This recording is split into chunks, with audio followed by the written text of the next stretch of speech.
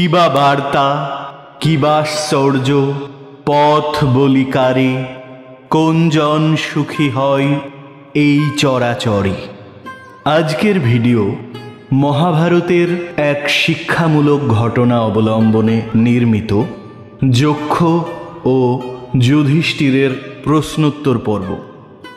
মহাভারতে পাশা খেলার মাধ্যমে পরাজিত হওয়ার পর পাণ্ডবদের 12 বছরের জন্য বনবাস এবং 1 বছরের জন্য অজ্ঞাতবাসে যেতে হয়েছিল। এই সময়কালে তাদের নিজেদের পরিচয় গোপন রাখতে হতো এবং যদি এই সময়ের মধ্যে কৌরবরা তাদের খুঁজে বের করতে পারত তবে তাদের আরও 12 বছরের জন্য বনবাসে যেতে হতো। এই ঘটনাটি ঘটেছিল গান্ধার দেশে। সেটা ছিল পাণ্ডবদের বনবাসের শেষ বছর। এরপরই শুরু হবে অজ্ঞাতবাস। ধর্মযুদ্ধ আগত, আর সেই ধর্মযুদ্ধে জয়ী হয়ে যুধিষ্ঠির হবেন সম্রাট।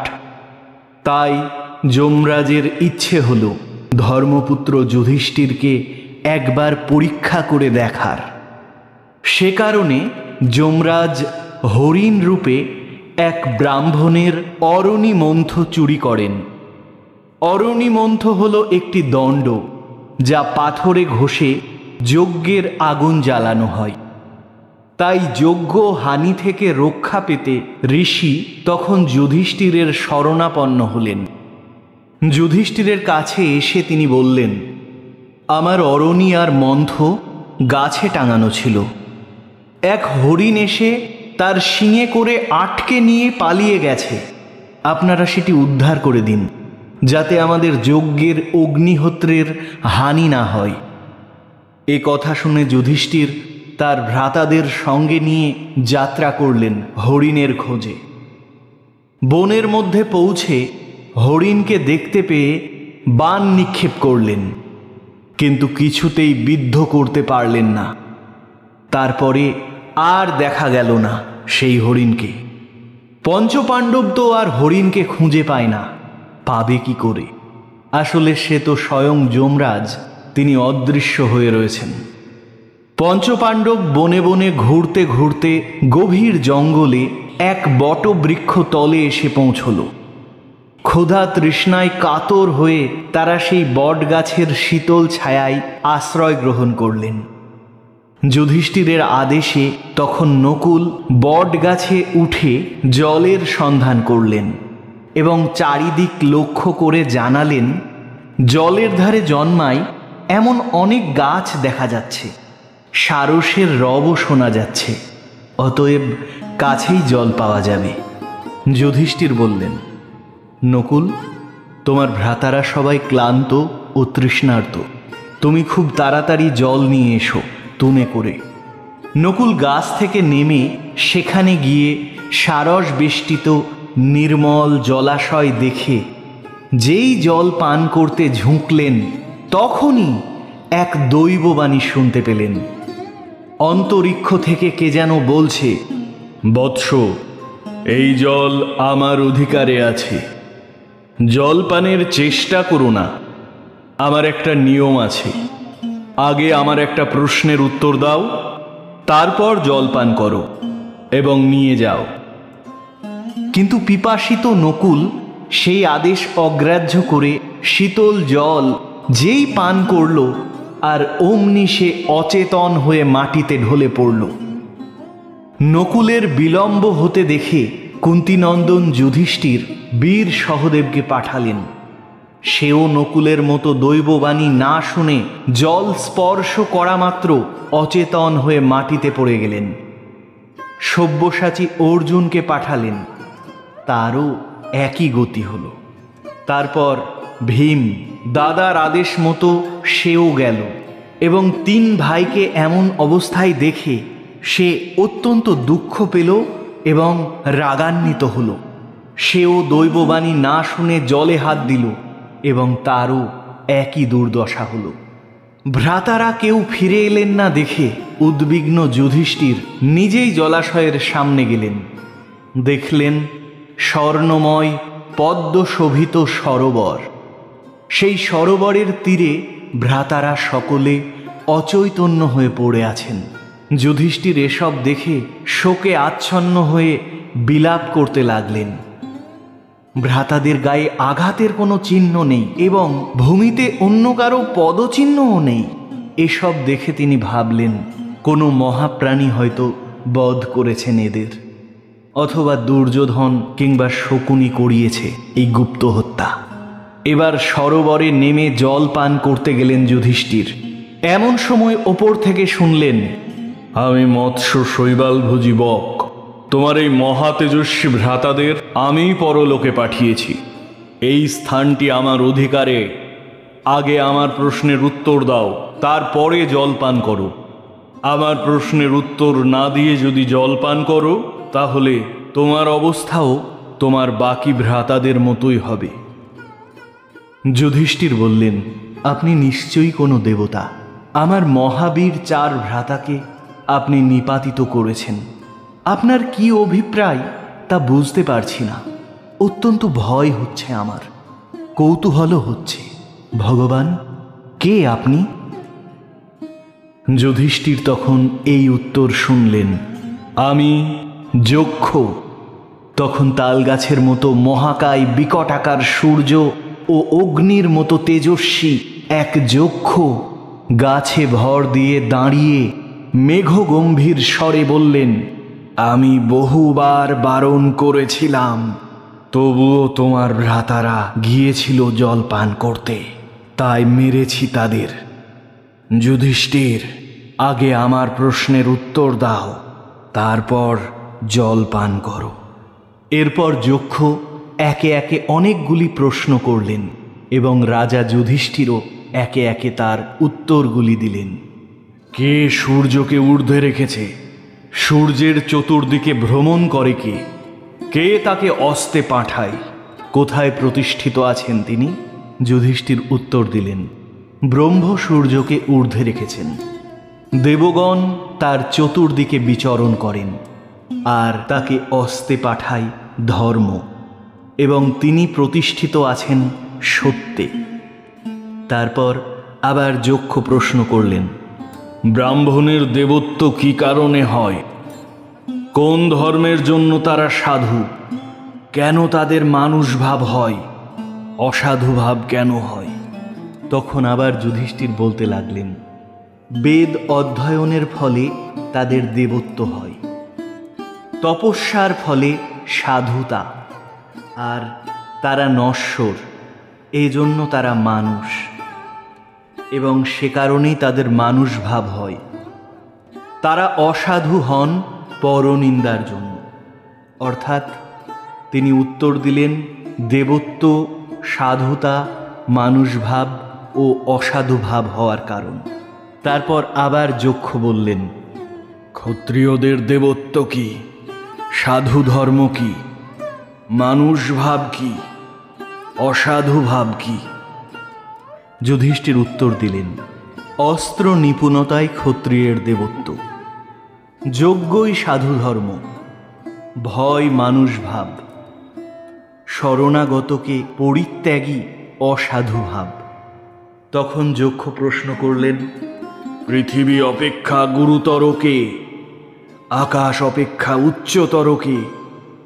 বায়ু অপেক্ষা অধিক দ্রুতগামী কে? তৃণ অপেক্ষা বিস্তৃত কে?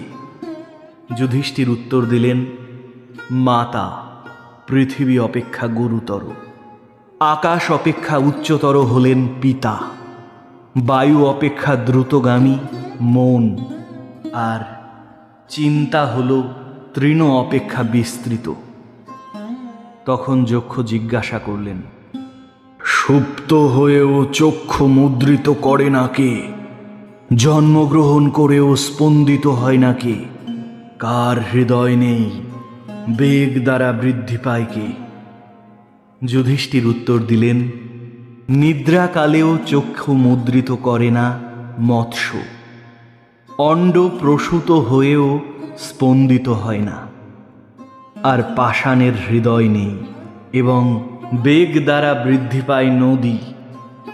যক্ষ আবারও প্রশ্ন করলেন, প্রবাসী, গৃহবাসী, আতুর ও মুমূর্ষ, এদের মিত্র কারা?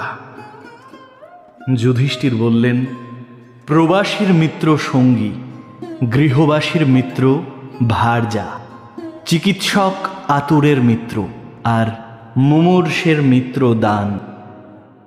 যক্ষ তখন জিজ্ঞাসা করলেন, কি ত্যাগ করলে লোকপ্রিয় হওয়া যায়?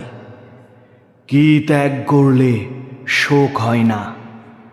কি ত্যাগ করলে মানুষ ধনী হয়? কি ত্যাগ করলে সুখী হয়? যুধিষ্ঠির বললেন, অভিমান ত্যাগ করলে লোকপ্রিয় হওয়া যায়, ক্রোধ ত্যাগ করলে শোক হয় না, কামনা ত্যাগ করলে লোকে ধনী হয়, আর লোভ ত্যাগ করলে সুখী হয়। তারপর যক্ষ বললেন, কিবা বার্তা, কিবা আশ্চর্য, পথ বলি কারে? কোনজন সুখী হয় এই চরাচরে? ধর্মপুত্র, আমার এই প্রশ্নচারী উত্তর করিয়া তুমি পান করো বাড়ি। অর্থাৎ তিনি জিজ্ঞাসা করলেন, বার্তা কি, আশ্চর্য কি, পথ কি এবং সুখী কে? এই 4 প্রশ্নের উত্তর দিয়েই যুধিষ্ঠির জল পান করতে পারবে। তখন বনবাসী রাজা যুধিষ্ঠির উত্তর দিলেন, পৃথিবীর এই মোহময় সংসারের কড়াইয়ে কালরূপ কর্তা, সূর্যরূপ আগুনে, দিনরাত্রি স্বরূপ কাঠ জেলে, ঋতু ও মাস স্বরূপ হাতা দিয়ে ঘেঁটে ঘেঁটে প্রাণীগণকে পাক করছে। এটাই প্রকৃত কথা। প্রতিদিন জীবগণ মারা যাচ্ছে, অথচ অবশিষ্ট সকলে, অর্থাৎ যারা জীবিত রয়েছেন, তারা অমরত্ব আকাঙ্ক্ষা করে। এর চেয়ে আশ্চর্য আর কি হতে পারে? এবং তার তৃতীয় প্রশ্ন ছিল, প্রকৃত পথ কি? তার উত্তরে তিনি বললেন, তর্কের স্থিরতা নেই। সকল বেদ ও স্মৃতিসমূহ ভিন্ন ভিন্ন মত অবলম্বন করে। বিভিন্ন মুনি বিভিন্ন রকমের মত পোষণ করে, তবে একথা সত্য যে ধর্মের প্রকৃত তত্ত্ব জ্ঞানরূপ গুহাতেই নিহিত থাকে। সুতরাং মহাজন অর্থাৎ সাধু ব্যক্তি যে পথে গমন করেন, সেই পথই হল প্রকৃত পথ। এবং চতুর্থ প্রশ্ন ছিল, সর্বাপেক্ষা সুখীকে? তার উত্তরে ধর্মপুত্র যুধিষ্ঠির জানালেন, অঋণী ও অপ্রবাসী হয়ে যে ব্যক্তি বেলা শেষে নিজ গৃহে শাকমাত্র পাক করে খায়, হে বাড়িচর, সেই সুখী। অর্থাৎ যে ব্যক্তি নিজের ঘরে বাস করে এবং যে ঋণ করে না, সে যদি দিনের শেষ ভাগেও শাক ভাত খেতে পায় অথবা নাও পায়, তবুও সেই সর্বাপেক্ষা সুখী। তখন যক্ষ বললেন, তুমি আমার প্রশ্নের যথাযথ উত্তর দিয়েছ। এখন বলো, পুরুষকে, সর্বধনেশ্বরকে? যুধিষ্ঠির উত্তর দিলেন, পুণ্যকর্মের শব্দ স্বর্গ ও পৃথিবী স্পর্শ করে। যতকাল সেই শব্দ থাকে, ততকালই লোকে পুরুষ রূপে গণ্য হয়। প্রিয় অপ্রিয়, সুখ দুঃখ, অতীত ভবিষ্যৎ যিনি তুল্য জ্ঞান করেন, তিনিই হলেন সর্বধনেশ্বর। যুধিষ্ঠিরের উত্তরে সন্তুষ্ট হয়ে যক্ষ বললেন, রাজা, আমি তোমার প্রতিটি উত্তর দানে প্রসন্ন হয়েছি। আমি তাই তোমার এই 4 ভাইয়ের মধ্যে একজনকে জীবন দান করব। তুমি বলো, কাকে তুমি বাঁচাতে চাও? যুধিষ্ঠির বললেন, আপনি নকুল বা সহদেবের জীবন দান করুন। যক্ষ আশ্চর্য হয়ে জিজ্ঞাসা করলেন, তুমি ভীম বা অর্জুনের জীবন না চেয়ে নকুল বা সহদেবের জীবন চাইলে কেন? তোমার কাছে তাদের জীবন বেশি মূল্যবান কেন? উত্তরে যুধিষ্ঠির বললেন, আমি ভীম এবং অর্জুন মাতা কুন্তির গর্ভজাত, কিন্তু নকুল ও সহদেব আমাদের অপর মাতা মাদ্রির গর্ভজাত। আপনি যখন একজনকেই জীবনদান করবেন, তখন নকুল বা সহদেব জীবিত থাকলে দুই মাতারই একজন করে সন্তান এই সংসারে বেঁচে থাকবে। দুই মাতাকেই আমি সমান জ্ঞান করি। যক্ষ বললেন, ভরত শ্রেষ্ঠ, তুমি অর্থ কাম অপেক্ষা অনৃশংসতায় শ্রেষ্ঠ মনে করো। অতএব তোমার সমস্ত ভ্রাতাই জীবন লাভ করুন। ভীমসহ সকলেই প্রাণ ফিরে পেলেন। ক্ষুধা পিপাসাও দূর হলো তাদের। যুধিষ্ঠির এবার যক্ষকে বললেন, আপনি অপরাজিত হয়ে এই সরোবর তীরে দাঁড়িয়ে আছেন এক পায়ে। কোন দেবতা আপনি? আমার এই মহাবীর ভ্রাতাদের নিপাতিত করতে পারেন এমন যোদ্ধা আমি দেখি না। এরা জাগরিত হয়েছেন সুখে অক্ষত দেহে। বোধহয় আপনি আমাদের সুহৃদ বা পিতা। যক্ষ বললেন, বৎস, আমি তোমার জনক ধর্ম, তুমি আমার কাছে বর চাও। যুধিষ্ঠির বললেন, যার অরণি ও মন্থ হরিণ নিয়ে গেছে, সেই ব্রাহ্মণের অগ্নিহোত্র যেন লুপ্ত না হয়। ধর্ম বললেন, তোমাকে পরীক্ষা করার জন্য আমি মৃগরূপে হরণ করেছিলাম অরণি ও মন্থ, এখন তা ফিরিয়ে দিচ্ছি। তুমি এখন অন্য বর চাও। যুধিষ্ঠির বললেন, আমাদের 12 বছর অতিবাহিত হয়েছে বনে, এখন 13 বছর উপস্থিত। আমরা যেখানেই থাকি না কেন, এই অজ্ঞাতবাসে কোনো লোকে যেন চিনতে না পারে আমাদের। ধর্ম বললেন, তাই হবে। তোমরা নিজ রূপে বিচরণ করলেও কেউ চিনতে পারবে না তোমাদের। তোমরা 13 বছর অজ্ঞাত হয়ে থেকো বিরাট রাজার নগরে। তোমরা যেমন ইচ্ছে সেই রকম রূপ ধারণ করতে পারবে। তারপর পাণ্ডবেরা অরণি ও মন্থ ব্রাহ্মণকে দিলেন আশ্রমে ফিরে গিয়ে।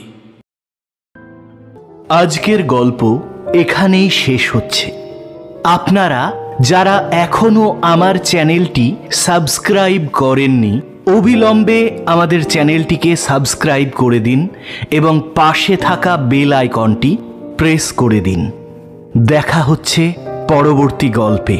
ততক্ষণের জন্য গুড বাই।